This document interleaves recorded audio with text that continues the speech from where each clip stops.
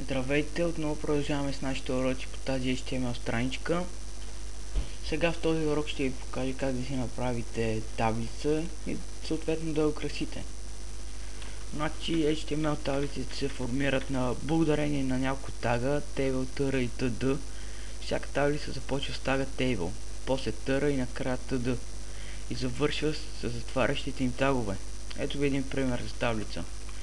Пишем table, tr, td, число 1, затваряме td, отваряме ново, число 2, пак така, число 3, затваряме и tr, почваме на ново, tr, td, число 4, td, число 5, число 6, затваряме tr, отваряме ново, последно, tn, число 7, опа,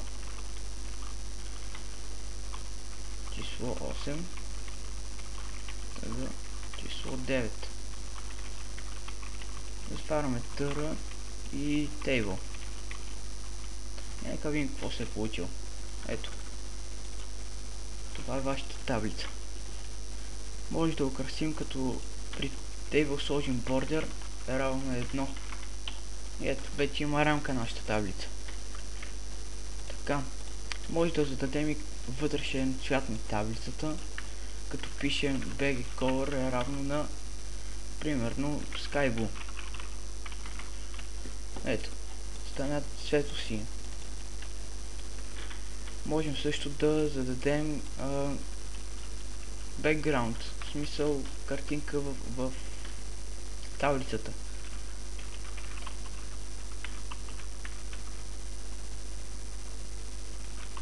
Ето, аз съм свалил вече картинка и ще сложим направо. Ето SpongeBob. Както виждате е отзад на таблицата, в смисъл отвътре. Сега ще ви покажа някои други атрибути. Значи ще оставим небесто синьо, за по-красиво е. Така, има още един атрибут за тага table, който ви позволява да донастроите показването на таблицата. Това атрибут е frame, който може да бъде зададен със следните стойности. Направо ще ги напиша тук, за да се ориентирате по-лесно. Не, само гледайте. Frame е равно above, рамка отгоре на таблицата. Както виждате, опа, само да махнем, че така не се личи. В момента има само рамка отгоре. Ако сложим frame below, това е рамка отдолу само на таблицата. Има още ново. 8 sides, рамка отдолу и отгоре. Или пък LHS, рамка само отляво. Или пък right HS, само отдясно. V-side е отдясно и отляво. Бокс е от всякъде,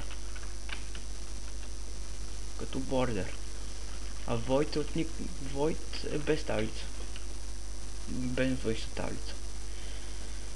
Еми това ще махнем фрейма, само че да се и така. Таблицата са най-лесният начин да структурирате вашата страница. Разбира се, може да ви се наложи да не използвате само една таблица, а по няколко. Важно е, когато правите своята страница, първо да нахвърлите идеята си на лист хартия, след това да я изработите таблично с помощта на таблиците. И накрая да я разкрасите и да получите желания резултат. Надявам се урока да ви е харесал. Довиждане до следващия урок.